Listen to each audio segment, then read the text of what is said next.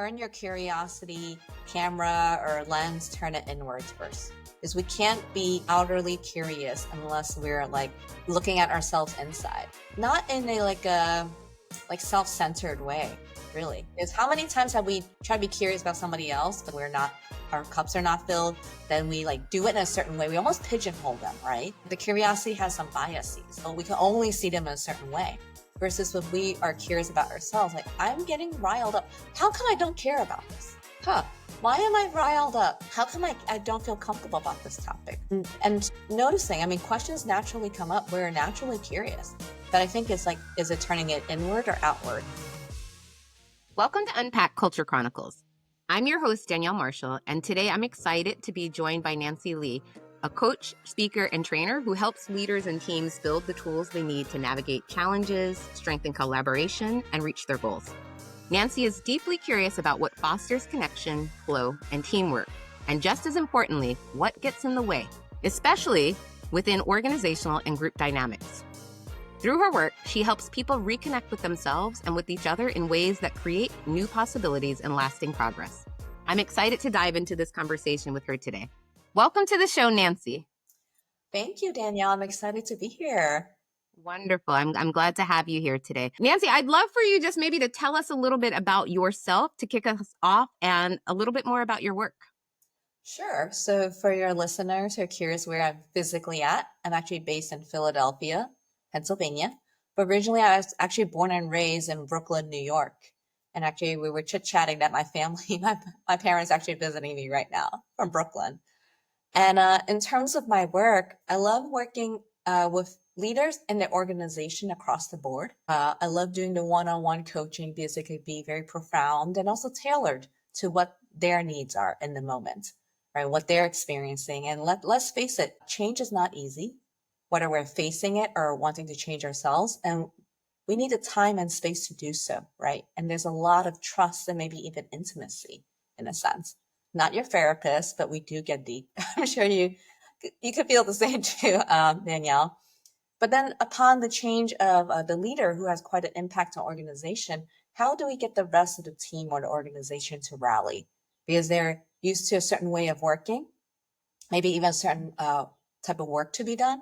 And when there's a shift, how do we make sure we all swim in the right direction, right? So nobody gets left behind. Yeah, thanks so much for that intro, Nancy. And we definitely want to get into what you do professionally, but it's funny that the timing has allowed your parents to be visiting you at this moment, because what I figured we would start off with is just thinking about who you are as a person and maybe how your lived experiences have shaped how you think about curiosity. Yeah, great point. So I'm actually a first generation low income college student myself. My parents came all the way from China during the Cultural Revolution and really had to work a lot of labor and menial jobs from actually sweatshop labor. A lot of people think sweatshop labor is in Asia, Southeast Asia particularly.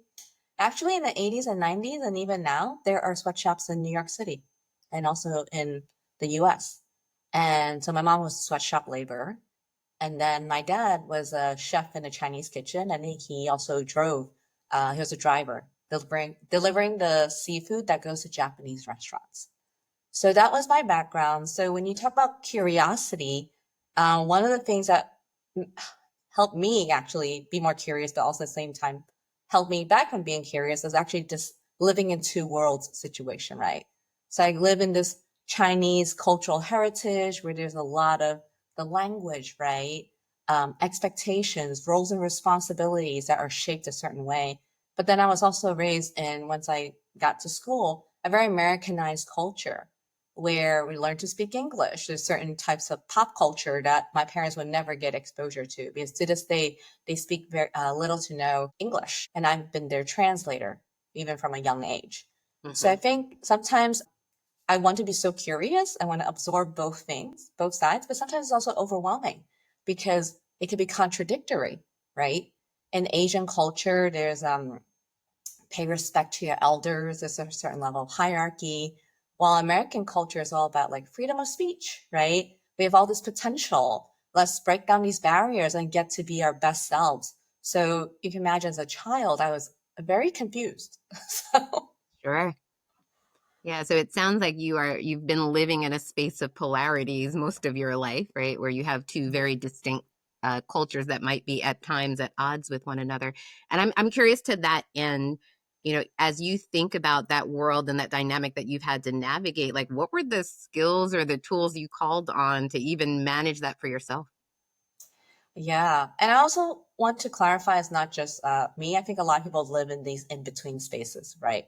Whether we actually come from a different heritage, it could be a different socioeconomic, right? Different life experiences. So while in my case, it happens to be this cultural heritage between Chinese and American, I think many of us get to experience that. And also there's the idea of like code switching, right? You talked about like, how do you then get to be in both worlds? And that's what I'm hearing from you, right? Is that your question more like how do you be in both worlds? What help? Exactly. Yeah. What have Yeah. you used as a resource to like help you navigate?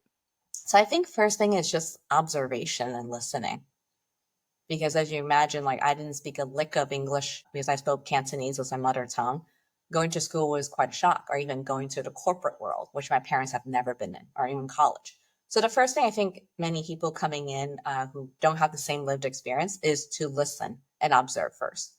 And sometimes people might think like they don't know something, but that's not true. I think people are just absorbing and seeing like, oh, what is accepted? What is not? What is voice? What is that? Who gets to speak up, right? How loud do they, how much space do they take up? And then from there, I think finding people or finding things that I look up to, right? Because we have so many different types of cultural experiences and lived experience. So what resonates with me? What do I like? What don't I like? And then it becomes a filter then to aspire to who I want to be, right? Because I think especially as a child, we are maybe more influenced by other people. So we'll try a lot of different things. And sometimes some things might even feel a bit yucky, right? I know that's Mhm. not a very technical term. So Sure. yeah. So to be able to try this on and this fits, this doesn't fit. It's like trying to find your favorite outfit, but not quite knowing what it could look like. And some things might be too tight or too loose, and then finding that right fit, almost like Goldilocks, I think. Yeah. So the Mhm. willingness to experiment, to observe and listen, but then try things on, and then hold on to the things that works for me and that I really care about. Yeah. I'm appreciating both that the what you just shared, but also what you alluded to in the beginning where you said, this isn't just about my family and us living in sort of these dual cultures at one time. And the thing that came to mind, and probably because I was talking to someone about this over the weekend, this individual is a first gen college student, and they're coming from a family that was very much again working class. They were all born here in the States, but nonetheless, as they were going through college and learning more about the world and figuring out new jobs that they could potentially apply to, like it did cause somewhat of a rift in the family to some degree because they were like, oh, but we don't traditionally do this. And to your point, this individual said, but now that I've had exposure, like I'm trying out new things for me, and I've decided there are some things that I want to maintain both from the current culture that we have, but also I'd like to step into this world of college education and more than what the family had ultimately been able to achieve up until that point. And she said, I want to be more expansive. So I definitely appreciate that as an example. Yeah, it's um, definitely taking on the best of both worlds. You exactly. want to be optimistic. And I think for me, what really shifted was actually when I was entering my first job. I had a coworker and he's from mainland China and his wife is pregnant. And I was like, oh, congratulations.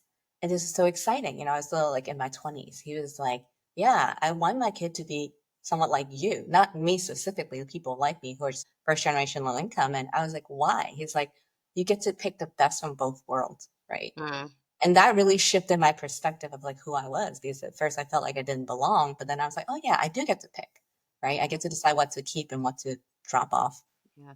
I think that's beautiful in its own right because when we have conversations about cultures, I think people sometimes feel like they have to adhere to one way of being or another. But what I try to impress upon people is even when we have deep cultural roots, culture still shifts and morphs over time. Oh, Right. And so absolutely. we get to be a part of that, the design of what culture is to be. Our children and their children ultimately will be shaping even our, whether it's ethnic or racial backgrounds or religious backgrounds, like it looks different year over year. And so it's beautiful when you get to say, like, I'm going to take a piece of this and I'm going to take a piece of this and we're going to blend it to have this, be my life now. And this is how culture is going to evolve for us. Yeah. Um, So, you mentioned just a moment ago, like some of the strategies that you use to really navigate again between these worlds. And I am wondering from your perspective if there are things that you've noticed that might get in the way of you being curious or others being curious. And particularly when people run into triggers or even past experiences. Yeah, that's a great question. I know we shaped it together because I know your show is all about curiosity. And I was like, well, but there are things that get in the way. I say one of the first things is expectations, right? We live in a world people tell us, oh, be kind, be curious, right? And sometimes I don't know if you have that part in you, but there's a part of me that fights back, but like, I'm not in the mood to be curious. I'm not in the mood to be kind, right? So there's that one part of us, right? Another thing might also be a group think, right? So if I'm curious, then I'm going to maybe be asking those questions that nobody else seems to be asking out loud. And I don't want to stick out, right? So, for example, in Asian culture, there's the saying, the tallest nail gets hammered down. But then in American culture, the squeaky wheel gets the oil, right? Yeah. So even though the squeaky wheel gets the oil, I'm sure we have all experienced where like, wait, am I the only one thinking this? Am I crazy? Or am I the only one with the dumb question, air quote, which I'm doing right now, your people can't see. So I think the idea of group being part of a group and not losing belonging, right, also gets in the way. You don't want to be the awkward person that asks these questions and be like, oh, is it me? So I think expectations and belonging, those are some of the things that get in the way. And also, of course, being triggered, right? We all have very different lived experiences. And when somebody says something like, it might pull something up inside of us that we don't even know existed. But then we're like suddenly so tense, or we recognize the fight, fight, freeze reaction, or maybe we'll be fight, fight, and freezing. And then later on, we're like, ooh, what happened there? Okay, I was triggered, even though in the moment I wasn't conscious of it. Yeah. I think your statements that you just shared around the squeaky wheel gets the oil or the tallest nail gets hammered down are a beautiful way to illustrate the multiple perspectives that one can bring to the table, right? We're talking about the same issue. It's like when I choose to use my voice in this moment, either I am going to have my needs met or I may feel myself getting shut down because it's not the right context. And so, as I think about individualism versus collectivism, particularly as it plays out in this country, like both of those things can be very true for people. And sometimes it's about realizing what kind of context you're in, and also finding your own path in that moment to choose what's right for you. Yes. Yeah, that's beautifully said. When we were preparing for this call, you noted that curiosity can sometimes feel like a demand or a tool for control. And so just as a follow-up to that conversation, I'm wondering like how we stay open in ways that feel genuine without really sacrificing our own well-being. Yeah, I think for me, there's a kind of a framework of connection I usually take people through, not necessarily linearly, but I think this is a great point, too. I could bring it up, is that in order to be curious, we need connection, right? And often curiosity is billed as the connection to another person, right? A connection to something outside of us. And when I notice that I can't be curious, that's because I don't have enough in my cup. I am so drained that I don't have enough to connect with somebody else. I need to connect with myself first, right? So when you think about connection, people start thinking about like feelings, maybe what I'm thinking, or even journaling, or you venting to a friend. I actually want to take even another step back. I want to connect with the body because I think we live in a world where we intellectualize a lot of things. We use our brain, and our brain is such a beautiful and powerful tool. We could project, we can imagine, we can forecast, we could dream up all these things and invent things that would have been like sci-fi like 100 years ago, but now it exists. So the brain is a very beautiful tool, but like there's a famous book title, The Body Keeps the Score, Mm-hmm. right? It keeps score of like, ooh, the ouch, that hurt, or like, ooh, yay, I feel so amazing. So when we're not curious, I think the first is to do some exercises around the body, right? So certain things such as that could really, for certain exercises, could balance the left and the right brain, for example, by crossing the midline, even shaking it out. or Yeah, I feel like I noticing. could do that. You can shake it out. Have you ever noticed like a duck or dog in a fight? They will go at each other. They'd be like going at each other, pecking or growling or barking. But after they're done fighting, they move apart and then they literally shake out their whole body from head to tail. And then they're suddenly like, oh, want to play again? You're like, wait, weren't you just Yeah. like fighting 2 minutes ago? So the first thing is to connect to our bodies first. And everybody's different. Back to the whole idea, we have lived different lived experiences. So figure out what works for you. And it could be as simple as taking a breath and noticing that we're even breathing. Mm-hmm. Because we Mm-hmm. breathe like what, thousands of times a day. And how often do we actually know that we're noticing that we're breathing? So that's the first thing, connecting to our bodies. Yeah. I absolutely like I'm just thinking about that, and it feels so true what you were just saying around like there are moments where we can't be curious. Like we're just not in that position, whether we don't desire to be or we've just hit capacity. And I think particularly in a world where we're living in a information age where so much is being tossed at us, like sometimes it really is hard to like ask that other question because you're like my brain feels like it's going to explode if I even ask one more thing. Yeah. And being able to honor in you, like maybe what you need in that moment, it may be centering yourself, breathing techniques. It also might mean you need a nap. Like Yes. I need some sleep and then I can come back with fresh eyes and like tackle this again. Yes, definitely. Rest is part of the whole body, right? And then the second thing, once we got enough of that body connection, then we connect to our emotions, right? And when I say connect to our emotions, I think people think often like calling your best friend and telling a story, right? But then, okay, then we tell our partner the story. Then we tell our parents the story. We tell our siblings the story, and we're telling the same stories over and over again, but it's not being resolved, right? Or the story doesn't change. Sometimes we're even reinforcing the story, right? Mm-hmm. So especially if we're feeling salty or indignant about something, it could reinforce that. So way I connect to feelings through empathy. I want to define empathy because different people use words differently, Yes, and please do. you Mm-hmm. and I had to talk about like how we define words, right? So empathy is ability to understand what is going on for that person, right? And in my practice, I tend to do feelings. What are they feeling potentially? What are they needing? So empathy is very different from sympathy. Sympathy is asking you to feel with, right? And be in their shoes. Empathy is just understanding. Like Mm-hmm. you're visiting their world. An analogy is that you're visiting their world, but you still have a rope tied to your waist attached to your world. So you're never fully in their world because then you lose yourself, right? So when I'm riled up after settling the body, one of my favorite practice is to call a friend, but this is ask him to be in empathy buddy mode. And that's really, hey, can you just listen, reflect back what I say, and make some guesses about my feelings and needs and nothing else. That means no advice giving. Hey, have you read the latest book? Or, this therapy is great for that. No commiserating, meaning, my parents or my boss did the exact same thing 2 months ago, right? Or even one upping. Oh, you think you have it bad? Well, I had it Yeah. worse.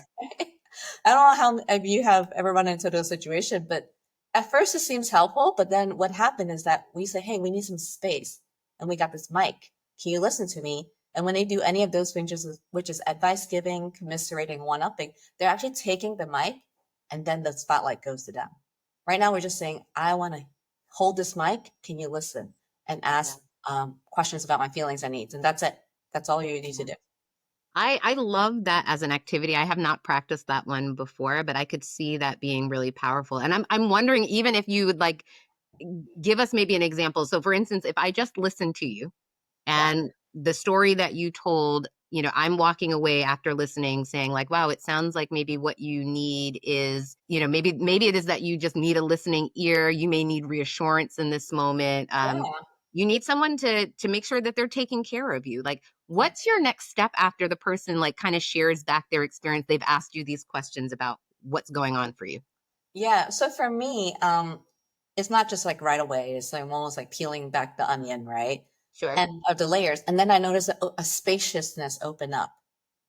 So before, when I was like had a lot of doubts or maybe like big feelings, or maybe I was like angry or upset, and actually feel a contraction not only in my body, but I feel a contraction in my thoughts and my feelings, right? because we get, Mhm. that's what we call tunnel vision, right? We can only focus on that one thing, which is focusing is great when we are in flow state, right? And there's an ease in getting things done. But when we focus and we're riled up, we go into the spin cycle that I just talked about, that we tell the same stories, but we go nowhere, right? So as I get empathy, then I notice like I physically and consciously notice like more spaciousness, almost like the world isn't closing in on me anymore. And I have Mhm. this like openness. Mhm. Then when I have this openness, that's when I can get curious. Oh, this is my experience. I wonder what the other person is feeling right now. I wonder, I mean, these are have to be guesses because there's no way we could ever be in their Sure. shoes. But we're guessing. And I'm like, I'm probably guessing, either you think they're a big jerk and maybe they're just like don't feel certain, but there's something behind their motives, right? And their needs. So maybe like they need to protect their job, or they want to make sure that their family is okay, or maybe they have experiences where they were affected and they want the freedom and the dignity to never have that happen again, right, to them. Mhm. So Mhm. it's just guesses. Then that's when the curiosity comes in. Yeah. I am I keep going back to this thing that you just said about tunnel vision, right? This is something that we talk about pretty often in this country, and it comes up whether it be in work sessions together or even in home life. But I've never heard anyone connect it to a contraction of feelings before. Yeah. And it's kind of like we know that that person is hyper focused on a particular thing, but what's driving that, I think, doesn't get brought into the conversation enough. No. That's really powerful. Yeah. And you mentioned before you were intrigued by this whole empathy thing. I mean, we could try it on you. So you would, I mean, you could always edit it out, of course. So Let's you, try. yeah. So do you want to bring up something and in your mind, and then you could first notice it in your body, actually, if you want to start there. And if it's too much for you, you don't have to go there. Everybody's body is different. Okay. So when you brought up the situation in your mind that you're struggling with a difficult situation, what happens in your body? Have you noticed any sensations or tightness or I think I experienced it initially as I started to think about it. And for listeners, like we are not sharing the particular story that I am thinking about right now, but what I did feel is a bit of a tightness in my chest, and then I felt it moving to my stomach, which is I think really important for me because I tend to be that person when I get upset, like my stomach will be the one to tell you before you even realize you're upset because it's yeah. moving differently, it's unsettled, and so I carry that stress in my belly. Yeah, and that's also where we talk about like our gut feelings, right? Like Hmm. make a decision with our guts. So some people call our gut actually our second brain because there's actually many neurons in our gut area. Not as much as the brain, but still quite a lot. After the brain, most of the neurons in our body is actually in our abdomen area. So, yeah, Thank isn't you for that cool? teaching me something new today because I Yeah, did isn't not that know that. cool? So yeah, so when you're is moved to your gut, so maybe it would it be helpful maybe if you want to maybe put a hand on it Okay. and just be with it. And the whole idea is not to fix anything. Just to be like, "Oh, you're here. I'm just here to support you. Whatever you need, I'm just here to support you." And just see how your body maybe respond and maybe it doesn't. I feel more still. Yeah. Yeah. So something as simple as that, right? Like if we're in a meeting, let's say, and we're noticing our stomach is like riled up, we could literally like put our hands on our stomach underneath the table. Nobody will see it, right? Be like, Sure. oh, hey, like, oh, my stomach's riled up. Let me be with it. Yeah. And you could listen to people and then still pay attention to your body and then see what happens. And then we settle down. So that's step one that you just did. So step two would then be getting the empathy. So this is where if you choose to, you could tell me like the issue that you're facing, and then I can just reflect back what I heard, what I think is important to you, but also making some guesses about your feelings and needs or just your experience. Yeah. Hmm. And what would you say step 3 is? So after we do that, then we connect to people. So we can't. I think there's wonderful books out there such as Crucial Conversations, right, and Difficult Conversations. Yes. And oftentimes there is a certain level of homework that needs to be done. But I think the type of homework that I just shared with you about the body and then with empathy, that's, I think just to jump into the difficult situation using our mind and being strategic doesn't always work. That's why I want to put those two steps before we jump into the crucial conversation. Because think about it. If we come in and we haven't done the two steps before, we might talk a certain way where we're using all the right words, right? Let's be collaborative, let's be innovative. But then the charge, the sensations behind those words, people are like, oh, like you don't really mean what you say, right? Yeah. How often have we been in situations where somebody comes in with all the right words, right? And like all the beautiful rhetoric, and we're like, ooh, like I don't really trust that, Yes. right? Yes. Because their words and their action and their body are not in alignment. Yeah. So I can see that playing out even in my work. One thing that I notice is that people try to intellectualize away issues. Right. So again, to your point, we're using the right words, we're using our thinking brains, all of these things. And not to say that that's not important, but if we're not grounded in ourselves and our why it matters ultimately, there can be a disconnect that occurs. yeah, definitely. Yeah. Yeah, then we could use the language, and I think sometimes in these reading these crucial conversation, difficult conversation book, we think there's a formula. We need to use certain words, and I mean, how many times have you done this? Like I've done that when I was younger, right? Like going for an interview, right? I'll like make sure I'll write out my stories and doing in a certain format, and then practice it multiple times and say, if the interviewer asked me this question, I could use these two stories. But if you asked me this question, I could use these two stories versus like if I've taken care of myself beforehand and then I come here and I'm like not having an agenda, am I still nervous about interviewing with you? And maybe if it's a job interviewing, knowing that there's a job on the line and that's high stake for me, right? But if I bring that anxiety, that may be even desperation of like, I need this job, which may be true. But we bring that energy in, then people will be like, ooh, like you're not here for the job, right? You're here in a way that you're getting more about you, right? So we're not saying in this moment to not be prepared for, and the example that you gave for your interview, you certainly want to prepare for it. But what I'm also hearing you say is we need to be able to be present. Yes. Because even if you wrote down three different scenarios, if that interviewer happens to ask the question in a slightly different way than you anticipated, you don't have an answer because you Yes. were planning on the scenarios you wrote down as opposed to being present enough to say, like, hey, you know what? I can answer this still. And here's Yeah. a different way to spin it.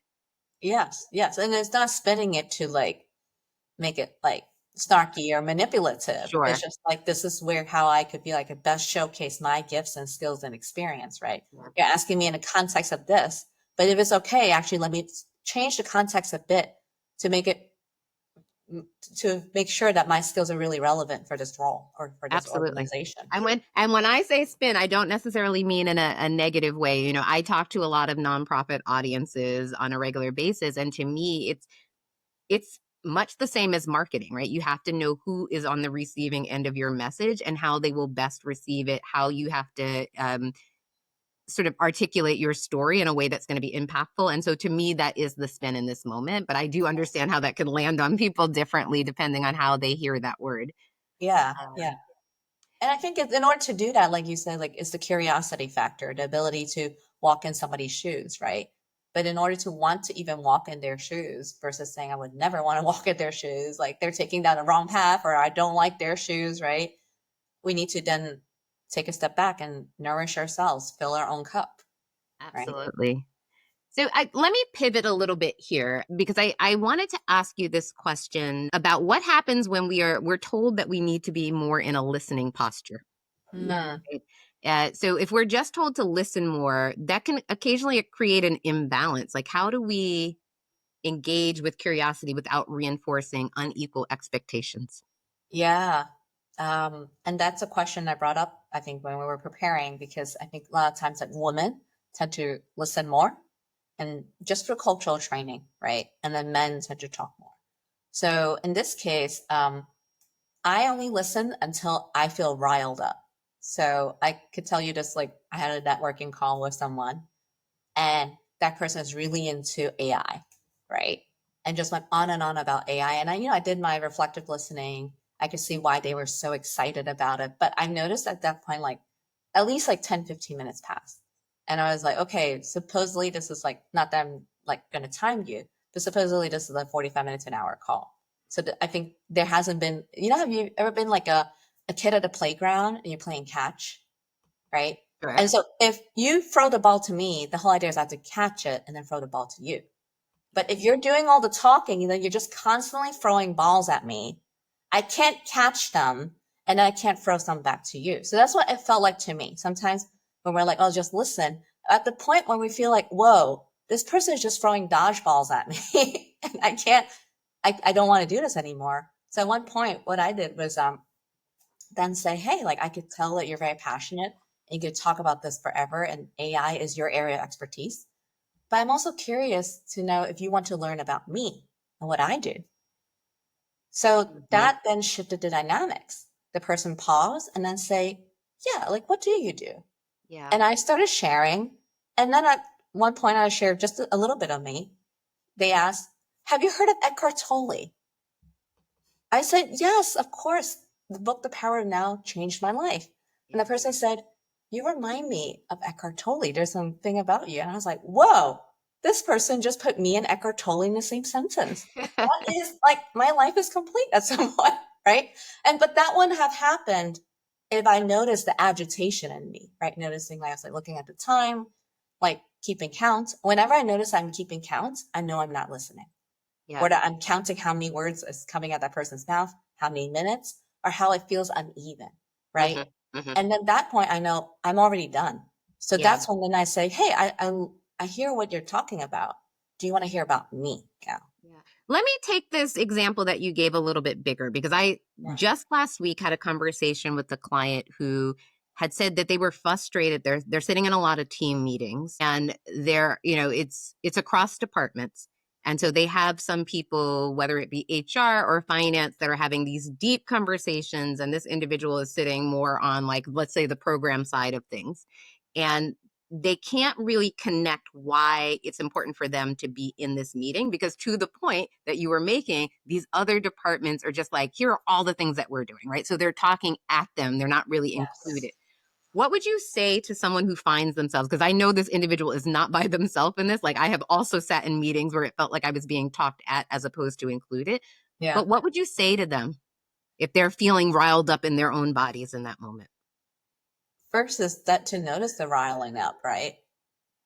And then, I mean, I think this is in the moment. This is where, the coaching comes in, where we were to have time to be like, what is it saying to me? Probably, I'm guessing that person's like, why am I here? Why is this important to me? Right. Yeah. So distilling the question of like this sense of maybe feeling frustrated, like you said, or even annoyed, distilling it down to like the question is trying to ask.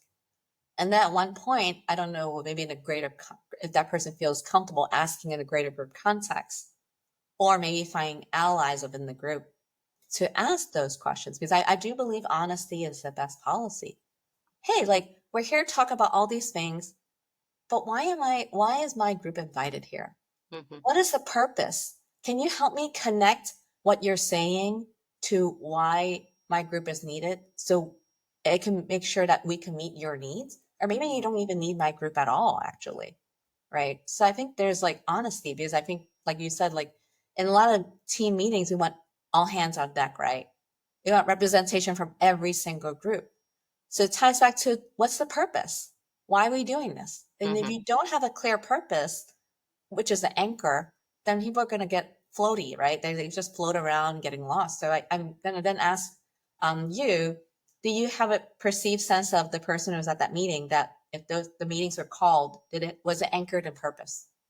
Yeah, I do not believe they felt like it was anchored in purpose. But to that end, though, this is where I think having additional layers of perspective are important, because someone thought it was important for them to all be in Yes. that meeting together. Yeah. But I do think that the distinction you're making, like if we can clarify, like why specifically am I needed? Because what I had said to the individual in this case is, if you are wanting to support your team members, and I think they very much were interested in supporting their teams, how can I best? So I've just heard everything that you've said in this meeting. How can I best in my department, in my role, support your work? Because that piece feels like it might be a little unclear to me right now. Right. And Exactly. so being able to, again, I think have that anchor point, but also, and I think this is really important, is like being able to name it because the other person might think that it is very clear for you. Yes, exactly. So I think it's like you say, like, is a quality of being honest, actually. Be Yeah. like, you can just say, like, I'm feeling a bit confused, like, why my team is called to be here. And I really want to contribute to this great mission, right? Mhm. But help me make this connection. I just feel a little bit disconnected right now Yeah. from what you're trying to do. And in the moment, I think it can be hard for people because this is something I think that is built over time, right? It is a skill set. You have to practice a little bit more every day and try out new language, see what works for you. But it is also about spaciousness, Yes. right? And, in the meeting might not be the best time, but maybe there's some spaciousness later. But for a lot of people right now, we're all feeling pulled in many different directions at any given time. And so I wonder what your thoughts are on creating spaciousness that is needed for curiosity, particularly when, again, you may be feeling busy, maybe you have some discomfort, there might be fear that's present. Like, what would you tell people as a strategy, or what could you Yeah. offer in terms of a strategy when we feel like there isn't the spaciousness there? You have to create your own space. And I think you want to talk, that's a strategy, but the tactics is maybe blocking out that if you know you're in a series of meeting, maybe if there's a half an hour space, claim that space of time already, like block it out. Because, we live in a world where people want to have meetings, right? Indeed. And yes, so what you do is block it out. So that gives you some physical space. And then even in the meeting, when things are like going too much, you could say like, hey, can you repeat that again? Or I didn't quite that. Can you slow that down? Right? Yeah. I understand you want to do A, B, and C, but can you help me understand why? Right? I think there's a thing like asking the five whys. I'm not saying to ask five whys 5 times in a meeting, but asking the why can then slow things down, right? Yeah. And then asking people to help you make the connection. And then sometimes there's also the physical tactic, going to the restroom, right? Shutting the door and then just like standing there and breathing for a few minutes. Or if you're holding tension in your neck, putting maybe a hand on your neck, just be like, Hmm. wow, there's tension here.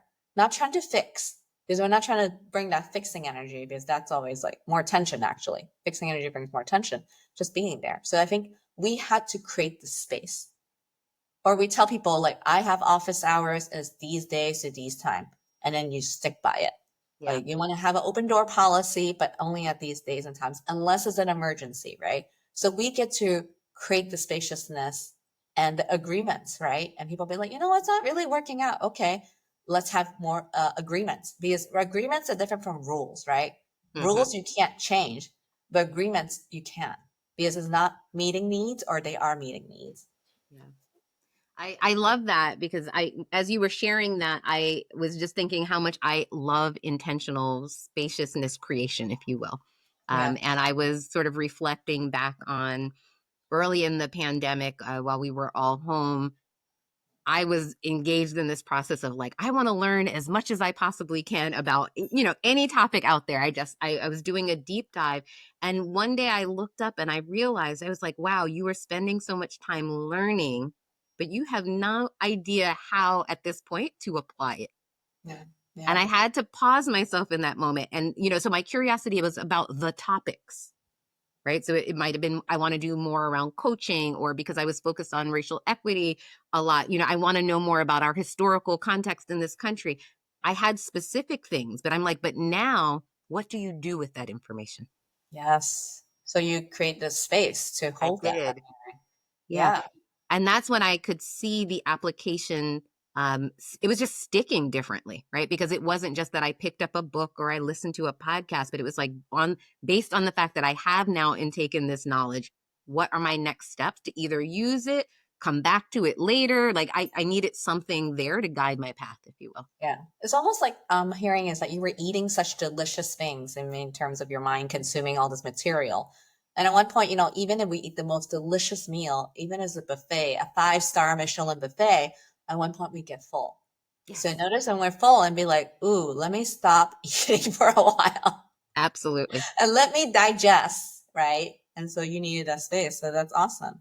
So Yes. my recent example would be like my parents coming to visit, back to our parents, right? So their love language is actually acts of service. Okay. And I have a bit of that too. So they come here and they're like cooking me delicious Chinese food. They want to clean my house. They want to fix this house. And I, on the other hand, like kind of mirror their acts of service. I want to take them around, come up with this itinerary, and take them to places. So at one point, we're just like this Energizer bunny group, like running from place to place to place, right? At one point, I was like, whoa, whoa, like we've been running around and I'm picking up on their energy and just the way we interact because, the way we interact with parents has been instilled into us since childhood. Absolutely. So I literally Absolutely. just like sat down on the couch and just like by myself. They were in the kitchen doing something or whatever. And I was just like sitting there and just literally breathing and be like, wow, I ran around a lot today with them. I don't want to do that anymore. So let me just like slow down. So Mhm. what is in the workplace and personal life, I think is creating that space and slowing down. Yeah, I am freshly off the mom Uber train right now, running my daughter around. So I am deeply appreciating that at this particular moment. Yeah. Allow me to pivot again one more time because I wanted to make sure we had time available to talk more about your work. I'd love for you to share a little bit more about the core principles behind your work that help people to navigate hard conversations with curiosity, connection, and care. Yeah. So in a way, we actually already did review it when we were diving in. So the first principle is the more we connect to our body, the more we reduce anxiety. So the more we connect to our body, the more we reduce anxiety. And like you just shared, like when you were, with your stomach and you kind of like even notice tension went from your chest to your stomach. And then when you place a hand there, I heard it worked a bit. It might not have worked a lot, but it worked a bit, right? And Mhm. every little bit helps. That's the first principle. And the second principle is the more empathy we give ourselves, the more spaciousness we create. So the more empathy we give ourselves, the more spaciousness we create. And that could be, like I said, in terms of an empathy buddy, like the listening and reflecting and asking about feelings I need, just no advice given, commiserating. It could be journaling, right? It could you even talking out loud. These are very needed. Like somehow we just need to be heard, right? Even if it's just by ourselves. And then the last part is the more feedback we give and receive, the more we build trust and increase the speed of the group, right? If you think about it, like anything we do, we can't do it separately. Totally. So, for example, one example is like, let's say I want money, right?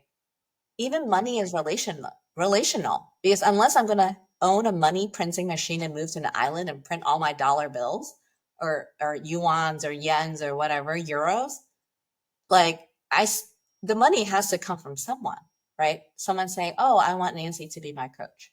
I want Nancy to be a speaker. I could see her coming, bringing training to my company. And the way to do that is to even get to know somebody and connect with Mhm. them. So the more I could give feedback and even saying like, this is what I do, this is what I don't do, or this is what you're looking for, this is not what you're looking for. That's all types of feedback, right? Yep. Then we can increase trust. That feels very ripe for the moment that we're in.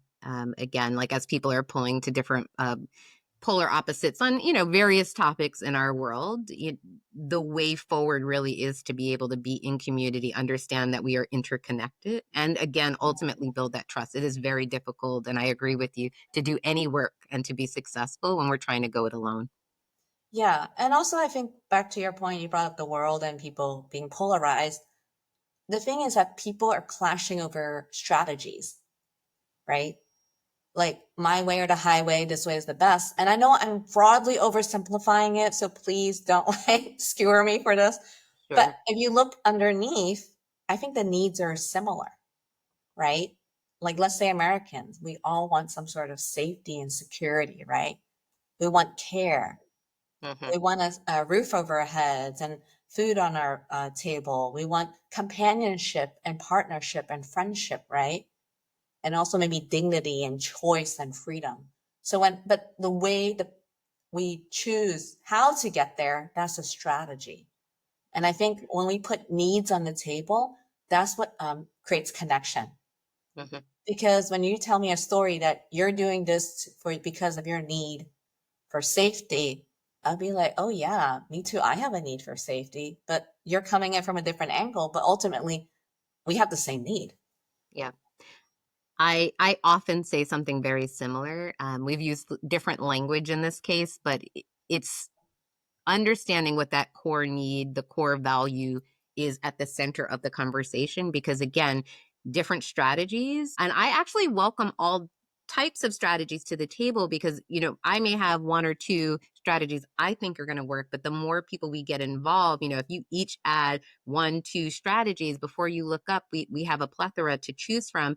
What I'm most concerned with is not being right in my approach to solving the problem, but figuring Yeah. out from the collection of strategies we have what is best suited to meet this particular need in this moment. Knowing that we all, again, are trying to focus on how we get to that sense of safety or whatever issue that we're tackling at that moment. Yeah.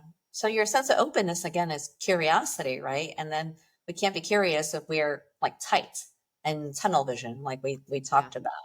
And So I'm yeah, going to own that even in this moment because as I say those out, those words out of my mouth that yes, I want all the strategies, I know for myself. And, I say this because listeners, I am no different from you in this sense. Like we all hit a wall at times where we're like, I don't even want to hear the next strategy that you have, or I don't want to hear your ideas in this moment because something is happening within our individual bodies where we're shutting down.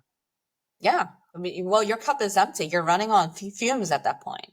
Yeah. So you just can't take another thing in. And that makes total sense. And noticing our limitations, actually. I know we live in a world where we love to have growth. We have a growth mindset, and I love those. But I think what makes this also really amazing is like honoring our limitations, right? Because if I don't honor my limitations, I need to sleep, I need to eat, I need to like have movement, you're not going to get the nice Nancy. Yeah. You're Yeah. going to get the mean Nancy who does not want to listen, wants to shut things down, right? So if I take care of myself in a certain way, then I then could like hold space for you when you are like Yeah. having intense moments or whoever is having intense moments. Hmm. Yeah. Absolutely. You're pouring from a full cup as opposed to trying to pour from an empty one. Yes. Um, Yeah. so I asked this question, and this is my final big question for you, but I asked this to all of our guests. If someone is listening to the show right now and they want to cultivate more curiosity, but they don't know where to start, what would you say to them? Yeah. They want to cultivate curiosity and they don't know where to start. I would say start listening to themselves first. Turn your curiosity camera or lens, turn it inwards first. Because we can't be outerly curious unless we're like looking at ourselves inside. Not in a like self-centered way, really. Mhm. Is how many times have we tried to be curious about somebody else, but then when we're not, our cups are not filled, then we like do it in a certain way. We almost pigeonhole them, right? Yeah. Like the curiosity has some biases. Like, Mhm. oh, we can only see them in a certain way. Versus when we are curious about ourselves, like, oh, like I'm getting riled up. How come I don't care about this? Huh? Why am I riled up? How come I don't feel comfortable about this topic? Right? Yeah. And noticing, I mean, questions naturally come up. We're naturally curious. But I think it's like, is it turning it inward or outward? And another thing is like asking questions like, what do I know and what do I not know? Right?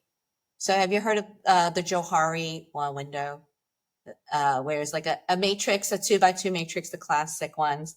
And axis is things I know and things I don't know. And Okay. then the y-axis is things that other people know and things that people don't know, right? So the known knowns are the given, and the unknowns we just don't know.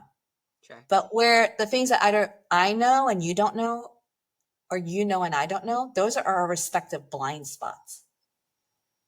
And we all have our blind spots, right? So, but how do we uncover our blind spots? Through communication, right? Right.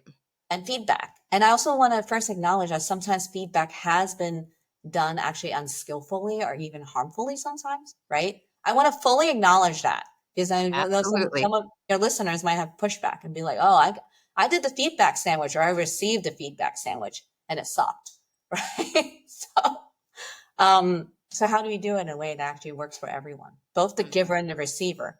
Because when we do it in a way that both the receiver and giver, it feels good, that is what makes it work. Yeah. I recently learned, and I won't go into details, but for listeners, there is something called feedback cookie.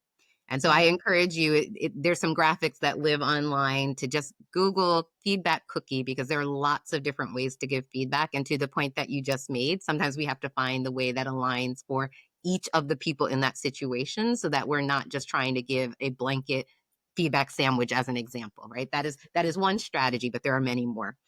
So, Nancy, just in closing, I want to just ask if you have anything coming up in your work professionally that you're excited to share with listeners and leave us Yeah.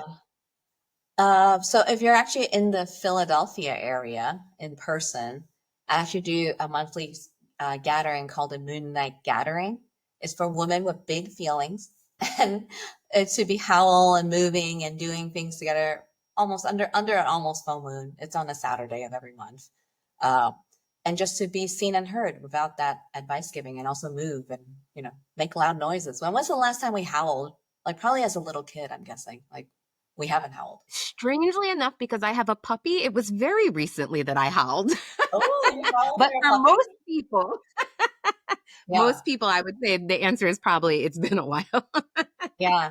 And then other thing I'm working on is actually I took a public speaking course, and right now I'm really distilling my efforts down to a speech. So Okay. creating frameworks for even the thing about connecting with the body, the emotion, and people. Coming up with acronyms. The current acronym is BEP, BEP. It has no meaning, but I don't know if it's catchy enough. At least, like, right. And then underneath each of them has their own under thing in each thing. So yeah, people are looking for speakers as I'm distilling down my core ideas into a framework that could be applicable. I'm happy to do that. Okay, wonderful. And where can people get a hold of you? Yeah, you can find me on LinkedIn. So you could type up Coach and then Nancy Lee, Li, not Leeli. And you might also have to type in Philly because sometimes the first Nancy Lee that comes up is actually an MD, a doctor on LinkedIn. Okay. That's So also time. we'll make sure we put your link in the My bio as LinkedIn well. and also my website. So I think it's also in the show notes. I'll just leave it in your hands, Danielle. All right. Well, Nancy, thank you so much for joining us today. And I really appreciated the opportunity to touch on a lot of different topics in this, but to figure out how we can better ground ourselves so that we can be prepared to enter situations with more curiosity. So thank you for being here. And thank you for this fun time with you. Absolutely. Take care. Take care. Thank you again to Nancy Lee for joining me today. I really appreciated how this conversation reminded us that curiosity starts by turning inward, by connecting with our own bodies, emotions, and needs, before reaching out to others. Nancy's insights on building spaciousness, navigating difference with care, and creating trust through feedback are lessons we can all carry forward in our work and our lives. As always, stay curious, stay connected, and keep creating possibilities. Be well.